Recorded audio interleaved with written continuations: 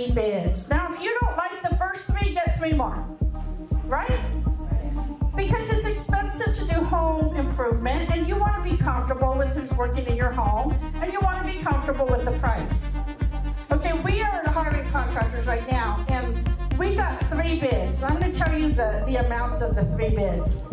$1,500, $2,100, and $5,700 for the same job.